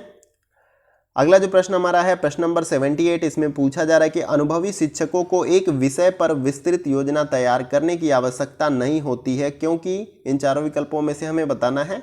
तो इसका जो राइट आंसर हमारा हो जाएगा वो है आपका ऑप्शन नंबर डी, जैसे वे अनुभव से विशेषज्ञता प्राप्त कर लेते हैं वे इसका संक्षिप्त प्रारूप तैयार कर सकते हैं। प्रश्न में क्या पूछा गया है कि अनुभवी शिक्षकों को एक विषय पर विस्तृत योजना तैयार करने की आवश्यकता नहीं होती है, क्योंकि जैसे जैसे वे अनुभवी होते हैं वो विशेषज्ञता प्राप्त कर लेते हैं और वे इसका संक्षिप्त प्रारूप तैयार कर सकते हैं। यानी कि जैसे जैसे अगर आप नए टीचर जाते हैं तो आप विषय के बारे में जानते हैं लेकिन आपके पास अनुभव कम होता है, तो उन तथ्यों को जो है आप बेहतर तरीके से एक्सप्लेन करने में जो है हिचकिचाते हैं। लेकिन जैसे जैसे आप टाइम पीरियड एक्सपेंड करते जाते हैं, पढ़ाते जाते हैं, आपको अनुभव होता जाता है, तो वही तथ्य जो है आपके दिमाग में अच्छे तरीके से छप जाते हैं, क्योंकि आप उन्हीं को अच्छे तरीके से समझा पढ़ा रहे हैं। तो आप उनको फ्लुएंटली जो है सामने जो भी विद्यार्थी बैठा है उसको अच्छे तरीके से समझा सकते हैं। शुरू में आपको दिक्कत होगी, आप छोटे छोटे नोट्स बना के जाएं, अच्छी बात है, जाना चाहिए ताकि बच्चों को डिटेल में समझा सकते हैं।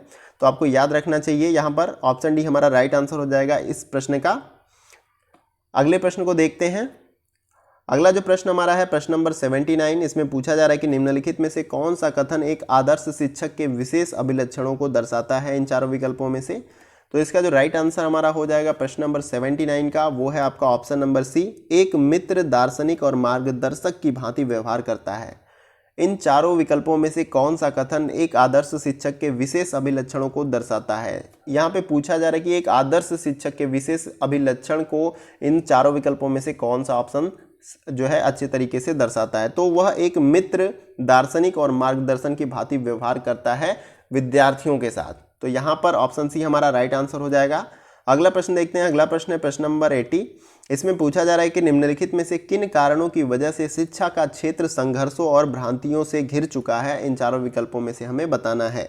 तो इसका जो राइट आंसर हमारा हो जाएगा वो है आपका ऑप्शन नंबर बी, समस्याओं के निदान के लिए कठोर वैज्ञानिक जांच का अभाव जो है, इन कारणों की वजह से शिक्षा का क्षेत्र संघर्षों और भ्रांतियों से घिर चुका है। तो आपको पता है कि बहुत सारे ऐसे टॉपिक हम आज भी पढ़ते हैं जिनकी इम्पोर्टेंस शायद आज के समय में नहीं है।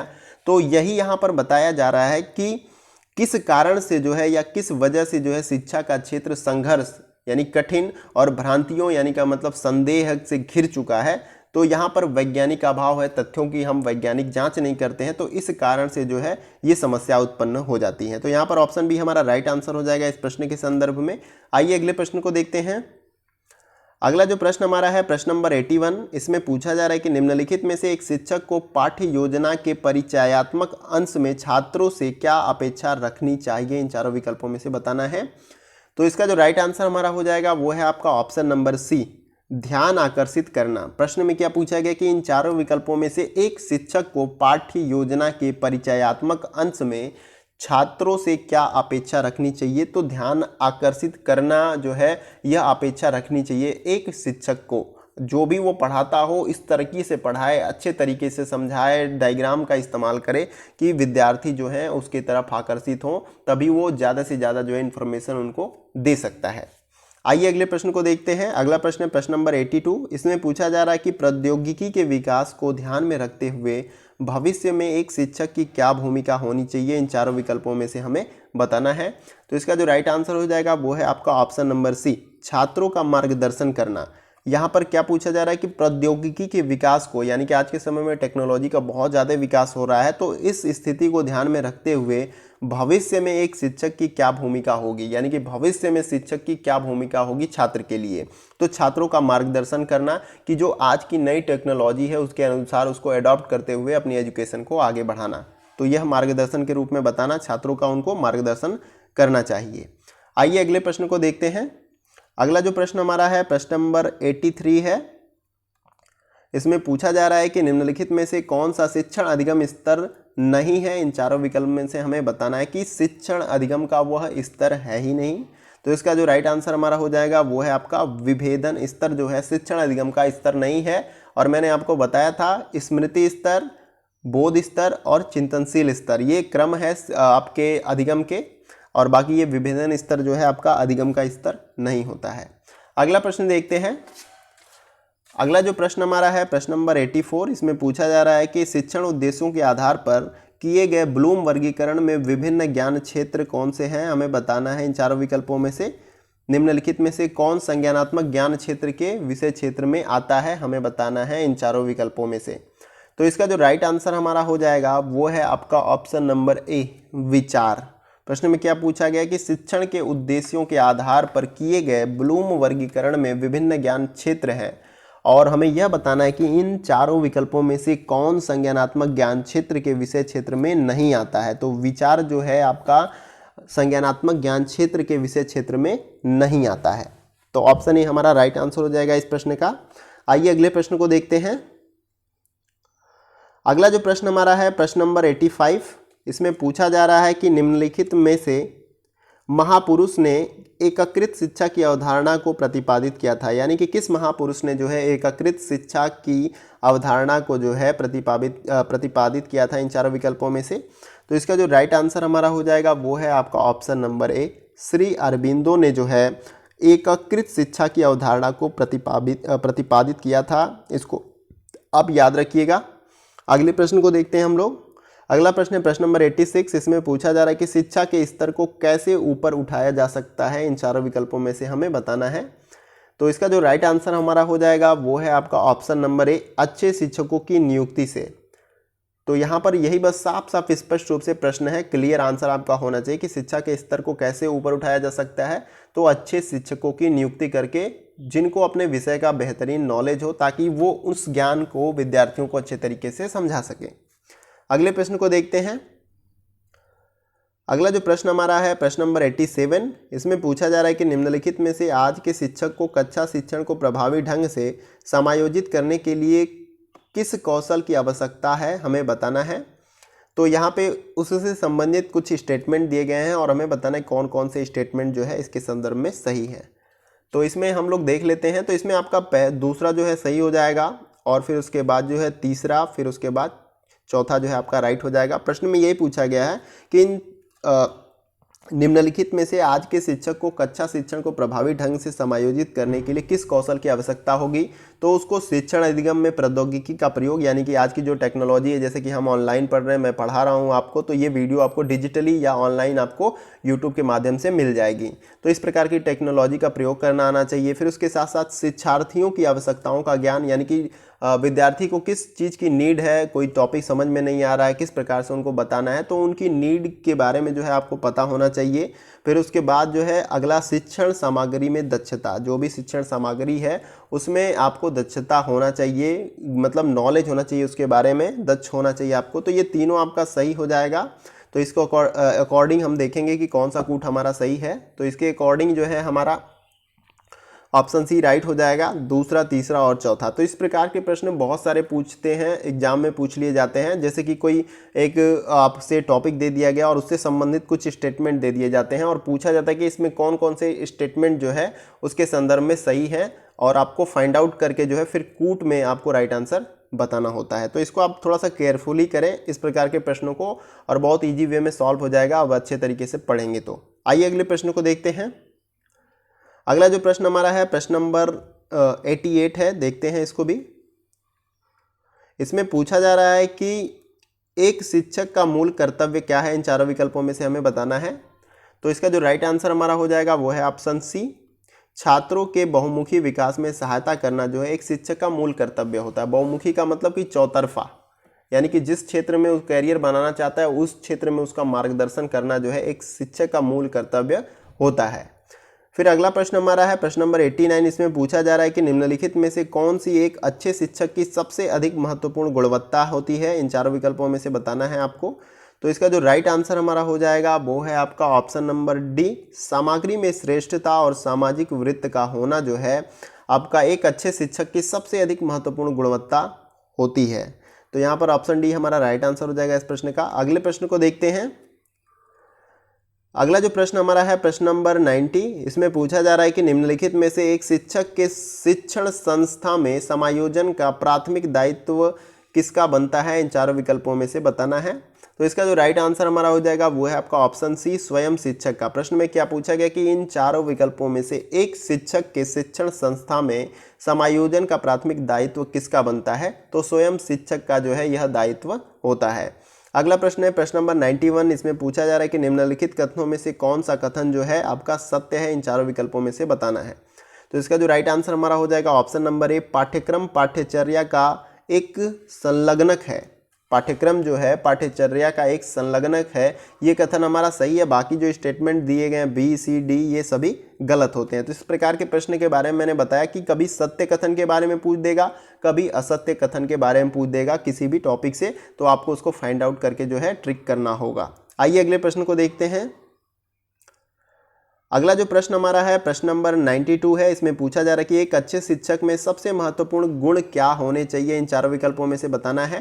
तो इसका जो राइट आंसर हमारा हो जाएगा वो है आपका ऑप्शन नंबर ए, विषय का अच्छा ज्ञान। तो एक अच्छे शिक्षक का सबसे महत्वपूर्ण गुण जो होता है, जिस भी विषय का टीचर हो उस विषय का अच्छा ज्ञान हो। अगर थोड़ा मोड़ा ज्ञान नहीं भी है तो उसको अच्छे तरीके से जो है स्टडी करके फिर से उसको पूर्ण करना चाहिए। फिर उसके बाद जो है पढ़ाना चाहिए विद्यार्थियों को। तो अपने ज्ञान को जो है बेहतर करना चाहिए हर एक शिक्षक को। तो यहाँ पर विषय का अच्छा ज्ञान होना चाहिए, एक अच्छे शिक्षक का ये महत्वपूर्ण गुण होता है। अगला प्रश्न देखते हैं। अगला प्रश्न है प्रश्न नंबर 93। इसमें पूछा जा रहा है कि एक संसाधन शिक्षक के शिक्षण में आने वाली सबसे महत्वपूर्ण चुनौतियाँ क्या होती है। तो यहाँ पर इसका राइट आंसर जो हो जाएगा इस प्रश्न का वो है आपका ऑप्शन नंबर डी, शिक्षण के साथ पाठ्यक्रम की गतिविधियाँ। प्रश्न में क्या पूछा गया कि एक संसाधन शिक्षक के शिक्षण में आने वाली सबसे महत्वपूर्ण चुनौतियाँ क्या होती हैं। तो शिक्षण के साथ पाठ्यक्रम की गतिविधियां जो है सबसे बड़ी चुनौतियां होती हैं कि शिक्षण के साथ साथ पाठ्यक्रम को कंप्लीट कराने की जो है एक रिस्पॉन्सिबिलिटी बहुत ही कठिन हो जाती है। तो यहाँ पर ये एक महत्वपूर्ण चुनौती होती है एक संसाधन शिक्षक के लिए। अगले प्रश्न को देखते हैं। अगला जो प्रश्न हमारा है वो है आपका प्रश्न नंबर 94। इसमें पूछा जा रहा है कि राष्ट्रीय शैक्षिक अनुसंधान और प्रशिक्षण परिषद की स्थापना किस वर्ष में हुई थी। बहुत ही इंपॉर्टेंट क्वेश्चन है, इसको आप अच्छे तरीके से देखिएगा। इसका जो राइट आंसर हमारा हो जाएगा वो है आपका ऑप्शन नंबर ए, 1961 में जो है राष्ट्रीय शैक्षिक अनुसंधान और प्रशिक्षण परिषद की स्थापना जो है की गई थी 1961 में। अगला प्रश्न है प्रश्न नंबर 95। इसमें पूछा जा रहा है कि अधिगम प्रक्रिया के निम्नलिखित चरणों में से कौन सा उपयुक्त क्रम नहीं है। इन चारों विकल्पों में से बताना है। तो इसका जो राइट आंसर हमारा हो जाएगा वो है आपका ऑप्शन नंबर डी, लक्ष्य। पूछा क्या जा रहा है कि अधिगम प्रक्रिया में इन चारों विकल्पों या चारों चरणों में से कौन सा उपयुक्त क्रम नहीं है। तो लक्ष्य जो है एक उपयुक्त क्रम नहीं है आपका अधिगम प्रक्रिया के दौरान। अधिगम प्रक्रिया के दौरान जो है अनुक्रिया होती है, विप्रेरणा होती है, बाधा होता है, लेकिन लक्ष्य नहीं होता है सीखने के दौरान। आइए अगले प्रश्न को देखते हैं। अगला जो प्रश्न हमारा है प्रश्न नंबर 96। इसमें पूछा जा रहा है कि बच्चे की सृजनात्मकता के लिए सबसे बड़ा बाधक कौन सा होता है। तो यहाँ पे हमें चारों विकल्पों में से सही आंसर बताना है। इसका जो राइट आंसर हमारा हो जाएगा वो है आपका ऑप्शन नंबर बी, आवश्यक प्रेरणा प्रदान करने में वयस्कों की असफलता जो है वो बच्चे की सृजनात्मकता के लिए सबसे बड़ा बाधक होता है। बी ऑप्शन आपका राइट आंसर हो जाएगा इस प्रश्न का। अगला प्रश्न देखते हैं। अगला जो प्रश्न है प्रश्न नंबर 97। इसमें पूछा जा रहा है कि शिष्य केंद्रित शिक्षा का अर्थ क्या है। इन चारों विकल्पों में से हमें बताना है। तो इसका जो राइट आंसर हो जाएगा वो है आपका ऑप्शन नंबर सी, शिष्यों की आवश्यकताओं एवं आकांक्षाओं के अनुकूल शिक्षा जो है शिष्य केंद्रित शिक्षा का अर्थ होता है। यानी शिक्षार्थी केंद्रित सब कुछ होता है, यानी कि बच्चा जिस तरह से सीखना चाहता है उसी प्रकार से शिक्षक सिखाता है, इसीलिए हम उसको शिक्षार्थी केंद्रित जो है शिक्षा कहते हैं। पहले जो शिक्षा थी वो टीचर सेंटर्ड मेथड थी, यानी कि वो जो भी शिक्षा घूमती थी वो शिक्षक के आसपास घूमती थी, यानी कि वो पढ़ा के गया, बच्चा समझा या नहीं समझा उससे कोई मतलब नहीं है। तो इसको आप याद रखना चाहिए। आइए अगले प्रश्न को देखते हैं। अगला जो प्रश्न हमारा है प्रश्न नंबर 98 है और ये मैचिंग वाला प्रश्न है। इसको आइए देखते हैं। तो इसमें दिया गया है कि निम्नलिखित दो समुच्चयों का मिलान इस रूप में कीजिए कि वे वृद्धि एवं विकास के मनोविज्ञान के दृष्टि से सार्थक प्रतीत हो। दिए गए कूट में समुचित उत्तर का चयन करना। हमें एक तरफ जो है विकास के दृष्टिकोण के बारे में दिया गया है, दूसरे तरफ जो है लक्षण के बारे में दिया गया है। तो आइए इसको हम लोग मैच कर लेते हैं अच्छे तरीके से। तो यहाँ पर जो आपका मैच करेगा ए का, वो आपका मैच करेगा तीसरे के साथ।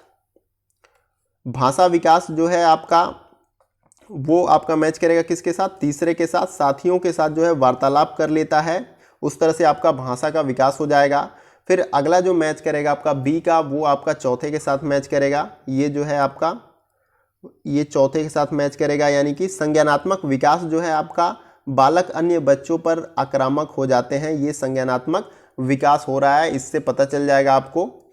और फिर जो तीसरा यानी कि सी जो आपका मैच करेगा, वो आपका पांचवे के साथ मैच करेगा। ठीक है, ये पांचवे के साथ मैच करेगा।